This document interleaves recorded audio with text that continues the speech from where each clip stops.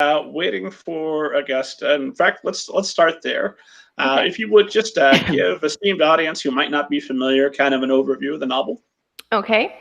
This is Waiting for Augusta. That is, in case that is a Colorado Book Award sticker. It won the Colorado Book Award, so they gave me a sticker. Yeah, it did. Woo! Yeah, yay! It's a book about a boy named Benjamin Putter, and he truly believes that he has a golf ball stuck in his throat. He's been to doctors. The doctors have said it's not there, but he knows it's there. He believes it's there. And his father, at the opening of the novel, has died about a month before the book starts. And his father was a barbecue and golf man through and through, obsessed with Augusta National. Now, they keep the dad's cremation urns or his ashes in the kitchen because it was his favorite place to be. So they keep it in the kitchen. And one day, Ben, who's starting to feel like he's jumping out of his skin, like he just doesn't belong in his town, starts hearing his dad's ashes talking to him. So yes, this is a book with a talking cremation urn.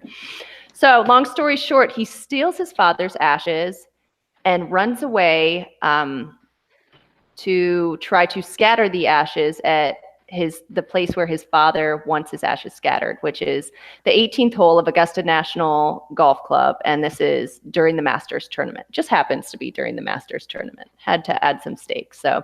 And he sets off with another mysterious runaway who joins him along the way. She's kind of secretive, doesn't talk much, or she does talk, just doesn't give him many answers to questions. And together they make their way from Hilltop, Alabama to Augusta, Georgia, via bus, via train, via stolen truck, and some other ways. And you have to see whether or not he can even sneak on the course. And if he does, if he grants his father's last request. And along the way, these two butted heads during their time when his dad was alive.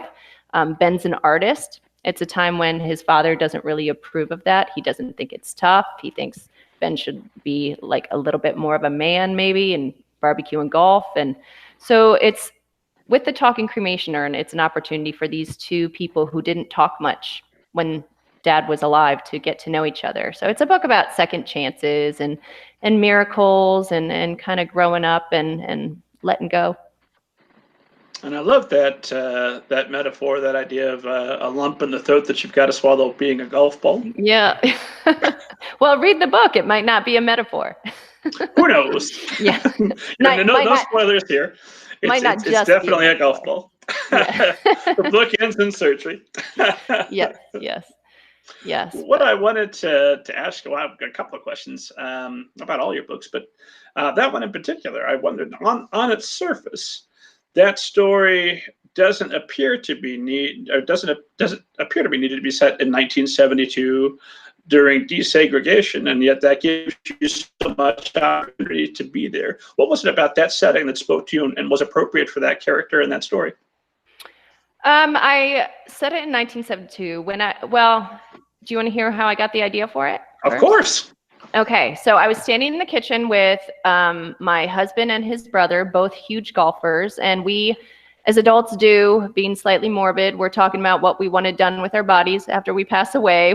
Do we want to be buried or do we want to be cremated? And we all said we wanted to be cremated and maybe scattered somewhere. And since my brother-in-law lives at the golf course, practically, he's there all the time. Oh gosh, he's watching this. Not all the time, Evan. Hi, Evan. Work, and you and Trish go places. But anyway, I told him, you probably want to be scattered at Patty Jewett, which is the name of the golf club that he always goes to. And he said, Patty Jewett? No way, I want to be scattered at Augusta. So bam, idea born of a young boy traveling to fulfill his father's final wishes. But 1972 was important for me because it's set at Augusta National, and the father really admires this golf course. A lot of people really admire the golf course. A lot of people do. It's beautiful. A lot of golfers today, most of them would say if they could win one major tournament, it would be the Masters, because not only do you get invited back every year, but it's a beautiful course. And Augusta National, as a lot of people know, most people know, has a deep history of racism.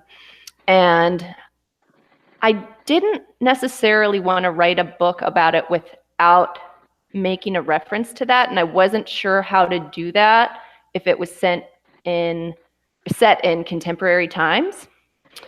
And you know, every place has its history, and I didn't want to take away from the idea of the dad glorifying it, but I did think it was important to mention for young readers of today who might not know that.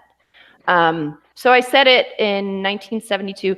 I think, let's see, they started admitting Black members in 1990, but 1975 was the first year they allowed a Black player to play in the Masters. But before then, I mean, it was a long policy of they only had Black caddies, only white players, only white members. So I wanted it to be somewhere in that time period, not because it was going to be a focal point of the story, but because I wanted it acknowledged. Also, Ben, because it was set in that time period, 1972, Ben has a friendship with a Black girl from his town. They don't go to the same school. At this time, there's segregation still in Alabama in the South, and they needed to do forced integration. So forced desegregation, which means that they would bus people to schools maybe that were white to force integration. And that ended up with the result of a lot of white parents setting up things called segregation academies, AKA private schools.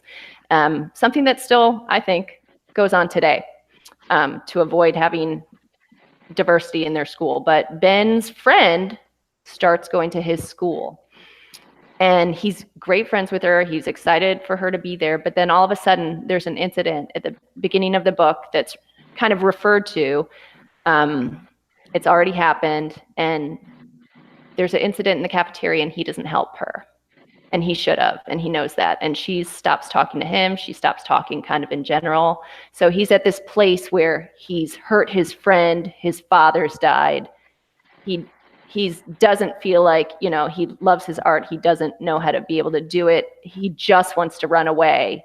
And that's when he starts hearing his father's voice. So as they travel and get to know each other, he has these conversations with his father, and he comes to realize that I think the middle grade years are one of those times when young people are starting to realize that the authority figures in their life aren't always right.